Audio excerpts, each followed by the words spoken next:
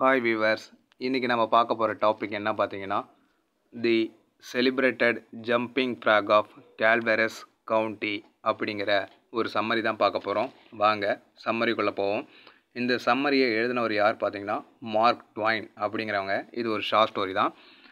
First இந்த summary எப்படி இருக்குன்னு பார்த்தீங்கன்னா, நான் ஒரு பேர் தெரியாத ஒரு நபர், நேரேட்டர், பேர் தெரியாத ஒரு நேரேட்டர் இருக்கார். அவருக்கு ஒரு ஃப்ரெண்டு இருக்காங்க.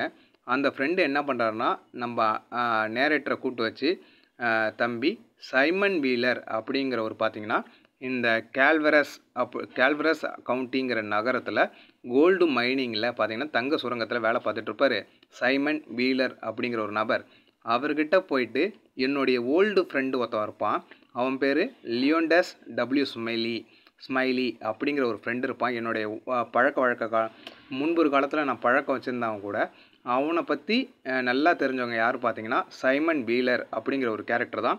அவர் கோல்டு மைனிங்கில் வேலை பார்ப்பார்.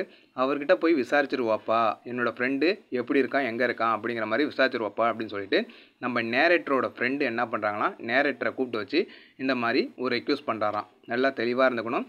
நம்ம நேரேட்டரோட ஃப்ரெண்டு நேரேட்டரை கூப்பிட்டு வச்சு ஒரு வேலை கொடுக்குறாரு. என்ன வேலைன்னா, நீ இது மாதிரி பக்கத்து ஊரில் கால்வெரிஸ் அப்படிங்கிற ஒரு நகரம் இருக்குது, அங்கே கோல்டு மைனிங் தங்க சுரங்கம் இருக்குது. அந்த தங்க சுரங்கத்தில் ஒருத்தவர் வேலை பார்ப்பார். அவர் பேர் சைமன் வீலர். அவருக்கு நான் தேடக்கூடிய ஒரு நபரை பற்றி விலாசம் அவர்கிட்ட இருக்குது, அவரை பற்றி கேட்டுட்டு வாப்பா அப்படின்னு சொல்லிட்டு வேலையை கொடுக்குறாரு நம்ம நேரேட்டர்கிட்ட. ஸோ அதுக்கேற்ற மாதிரி நம்ம நேரேட்டர் எங்கே போகிறாருன்னா, அந்த சைமன் வீலர், அந்த தங்க சுரங்கத்தில் வேலை பார்க்கக்கூடிய ஒரு நபரான சைமன் வீலர்கிட்ட போய் கேட்குறாரு, ஏங்க உங்களுக்கு லியோண்டஸ் டபிள்யூ ஸ்மைலி அப்படிங்கிற ஒரு கேரக்டர் தெரியுமா அப்படிங்கிற மாதிரி அந்த சைமன் வீலர்கிட்ட கேட்குறாரு. சைமன் வீலர் ஓ அப்படியா அப்படின்னு சொல்லிட்டு என்ன பண்ணுறாங்கன்னா, நம்ம நேரேட்டரை வந்து கூப்பிட்டு உட்கார வச்சு ஒரு கதையை ஆரம்பிக்கிறாரு. அந்த கதை சொல்லும் போது தெரிஞ்சிருச்சு, இவர் வந்து கதை விட்றாரு அப்படிங்கிற மாதிரி நம்ம நேரேட்டருக்கு தெரிஞ்சிருச்சு. ஸோ ஒரு கட்டத்துக்கு மேலே கதையை முடிக்கிறாரு. கதையை முடித்த அப்புறம் திருப்பி இன்னொரு கதையை பற்றி ஆரம்பிக்கிறாரு. அந்த சைமன் வீலர் அப்படிங்கிற கேரக்டர், கோல்டு மைனிங்கில் வேலை பார்க்கக்கூடிய அந்த கேரக்டர் சைமன் வீலர், அவர் கதைக்கு மேலே கதை நிறையா சொல்ல ஆரம்பிக்கிறாரு. ஸோ இதுக்கு மேலே போர் அடிக்க ஆரம்பிச்சிச்சு நம்ம நேரேட்டருக்கு. இவர் கதை தான் விட்றாரு, அப்படி ஒரு கேரக்டரே இல்லை அப்படிங்கிற மாதிரி. அதாவது லியோண்டஸ் டபிள்யூ ஸ்மைலி அப்படிங்கிற ஒரு கேரக்டரே கிடையாது, இப்போ தான் நான் உணர்றேன். அவர் சும்மா நம்ம ஃப்ரெண்டு நம்மளை என்ன பண்ணியிருக்காருன்னா, இந்த சைமன் வீலர் அப்படிங்கிற இந்த ஆளுகிட்ட மாட்டி விட பார்த்துருக்காரு அப்படிங்கிற விஷயத்த புரிஞ்சுக்கிட்டு பாதியிலே வணக்கம் வச்சுட்டு, சரி கொஞ்சம் நேரம் போயிட்டு வரேன்ப்பா அப்படின்னு சொல்லிட்டு அந்த சைமன் வீலர்லேருந்து எஸ்கேப் ஆகிறாரு. ஸோ அந்த சைமன் வீலர் ஃபஸ்ட்டு ஒரு கதை சொல்லியிருப்பார். அந்த கதை என்ன, யாரை பற்றி பார்த்தீங்கன்னா, ஜிம் ஸ்மைலி அப்படிங்கிற ஒரு கேரக்டரை பற்றி சொல்லியிருப்பார். அந்த கதை என்னன்னு பார்த்தீங்கன்னா, ஆக்சுவலாக இதுதான் இந்த ஸ்டோரியோட மெயின் கான்செப்டாக இருக்கும். சைமன் வீலர் இந்த நேரேட்டரை கூப்பிட்டு வச்சு ஒரு கதை சொல்லியிருப்பாருன்னு நான் சொன்னல. அந்த கதை என்ன கதைன்னு பார்த்தீங்கன்னா, ஜிம் ஸ்மைலி அப்படிங்கிற ஒரு கேரக்டரை கொண்டு வராரு இந்த சைமன் வீலர். என்னடா உங்ககிட்ட வந்து ஒரு அட்ரஸ் கேட்டது ஒரு குத்தமாடா அப்படிங்கிற மாதிரி இழுன்னு இழுத்துருக்காரு ஜிம் ஸ்மைலியை பற்றி இந்த இடத்துல நம்ம நேரேட்டர்கிட்ட. ஸோ அப்போ தான் கடுப்பாகி இவர் என்ன பண்ணிட்டாரு, வெளில வந்துடுறாரு பாதியோட, இவருக்கு போர் ஆகி. ஸோ என்ன அந்த ஜிம் ஸ்மைலியை பற்றி என்ன சொல்லியிருப்பாருன்னு பார்த்தீங்கன்னா, ஜிம் ஸ்மைலி அப்படிங்கிற ஒரு கேம்ப்ளர், ஜிம் ஸ்மைலிங்கிற ஒரு கேம்ப்ளர்.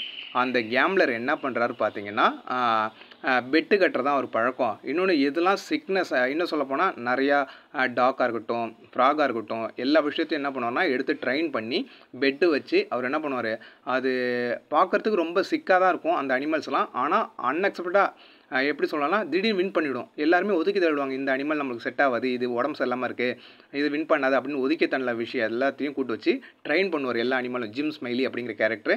ஸோ அந்த ஜிம் ஸ்மைலி என்ன பண்ணுறாருன்னா, இது மாதிரி எல்லா இதுக்கும் ட்ரெயின் பண்ணுற ஒரு நபராக இருப்பார். கேம்லிங் பண்ணுவார் அதை வச்சு. அதே மாதிரி தான் ஒரு டைமில் ஃப்ராகை வச்சு எடுத்துகிட்டு வந்து என்ன பண்ணார்னா, அவர் நல்லா ட்ரைனிங் பண்ணுறாரு 3 மாதம். அந்த 3 மாதம் ட்ரைனிங் கொடுக்கும்போது நல்லா ஃபுட்டு எல்லாமே கொடுத்து அந்த ஃப்ராகை நல்லா ட்ரெயின் பண்ணுறாரு. ஸோ அப்போ அது பெட்டுக்காக ரெடி பண்ணிட்டு இருக்காரு. அந்த டைமில் பார்த்தீங்கன்னா ஒரு ஸ்ட்ரேஞ்சர் வராரு ஜிம் ஸ்மைலி கிட்ட வந்துட்டு, அந்த ஸ்ட்ரேஞ்சர் ஒரு புதுசாக அறிமுகம் இல்லாதவர் இந்த ஜிம் ஸ்மைலியை பார்த்துட்டு, இவர் ஃப்ராக் வச்சு விளையாண்டுட்டு இருந்ததை பார்த்துட்டு வந்து பேசுகிறாரு. பேசும்போது ஜிம் ஸ்மைலி சொல்கிறாரு, ஸோ இது நான் ட்ரெயின் பண்ண ஒரு ஃப்ராகு, ஸோ நம்ம என்ன பண்ணலாம், ஒரு பெட்டு வச்சுக்கலாமா நம்ம பெட்டு $40 பெட்டு வச்சுக்கலாமா அப்படின்ற மாதிரி அறிமுகம் இல்லாத நபர்கிட்ட ஜிம் ஸ்மைலி அப்படிங்கிற கேரக்டர் என்ன பண்ணுதுன்னா பெட்டு கேம்லிங் பண்ணிக்கலாம் அப்படிங்கிற மாதிரி ஒரு காம்படிஷனை கிரியேட் பண்ணுறாரு ஜிம் ஸ்மைலி. ஓகேங்களா? ஸோ இதெல்லாம் யாரோட கதை? இந்த சைமன் வீலர் சொல்லக்கூடிய கதை. யார்கிட்ட? நம்ம நேரேட்டர்கிட்ட. ஜிம் ஸ்மைலின்னு ஒருத்தர் இருந்தான். அந்த ஜிம் ஸ்மைலியோட வேலை என்னென்னா அனிமல்ஸ்லாம் ட்ரெயின் பண்ணுறதான் வேலை. அதுக்கேற்ற மாதிரி ஒரு ஃப்ராகை ட்ரெயின் பண்ணி வச்சுருந்தான் 3 மாதம் பெட்டு வச்சு விளையாடுறதுக்கு 40 பவுண்டு. இன்னும் சொல்லப்போனால் 40 பவுண்டுக்கு கேம்லிங் புக்கிங் பண்ணி வச்சுருந்தான். அந்த டைமில் ஒரு ஸ்ட்ரேஞ்சர் வந்தார். அந்த ஸ்ட்ரேஞ்சர் வந்து என்ன சொல்கிறாருன்னா நம்ம ஜிம் ஸ்மைலிகிட்ட, என்கிட்ட ஒரு தவுக்கலை இல்லையப்பா, என்கிட்ட ஒரு ஃப்ராக் இல்லையப்பா, இருந்தால் உங்க கூட நான் விளையாண்டுருப்பேனப்பா அப்படிங்கிறாராம். அதுக்காக ஜிம் ஸ்மைலி என்ன பண்ணுறான்னா தான் கையில் இருந்த அந்த ட்ரெயின் பண்ண ஃப்ராகை அப்படியே விட்டுட்டு என்ன பண்ணுறான்னா உள்ளே போயிட்டு இந்த ஸ்ட்ரேஞ்சருக்காக, அறிமுகம் இல்லாத நபருக்காக ஒரு தவுக்கலையை எடுத்துகிட்டு வந்து கொடுக்குறானா. கொடுக்கும்போது பார்க்கும்போது என்ன நடக்குதுன்னா ஜிம் ஸ்மைலி ட்ரெயின் பண்ண ஃப்ராக் நல்லா ஜம்ப் பண்ணுது. இவரோட ஃப்ராக் பார்த்தீங்கன்னா இன்னும் ட்ரெயின் பண்ணல, ஜம்ப் பண்ணல.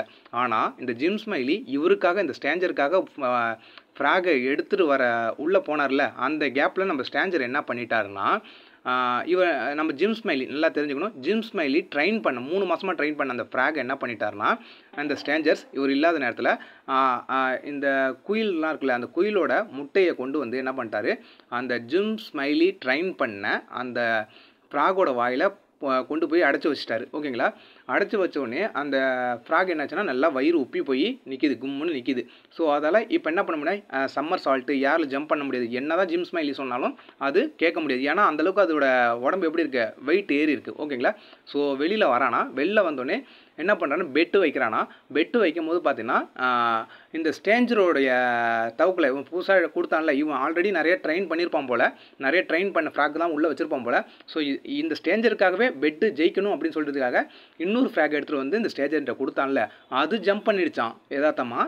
ஆனால் இந்த ஜிம் ஸ்மைலி கடுமையாக ட்ரைனிங் கொடுத்த அந்த தவுக்கில் ஜம்ப் பண்ணலையாம். என்ன ரீசன் பார்க்கும்போது கொஞ்சம் நேரம் கழிச்சு தான் தெரியுதான்.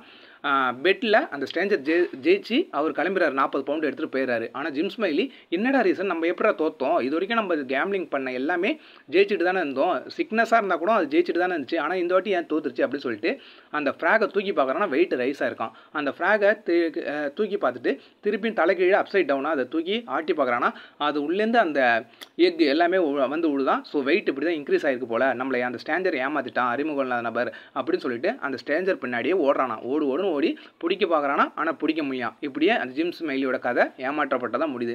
இந்த கதையை தான் நம்ம நேரேட்டர்கிட்ட இந்த ஸ்மைலி நம்ம யார் பீலருங்கிற ஒருத்தர் நம்ம நேரேட்டர்கிட்ட கதை சொல்லியிருக்காரு. நேரேட்டரு ஸோ இந்த கதை சொல்லணுன்னே அதோட முடிச்சுக்கணும்ல. இன்னொரு தாடியும் அவன் தேடி வந்த ஆளை பேரை சொல்லாமல் புது கதையை சொல்ல ஆரம்பிச்சிருக்காரு.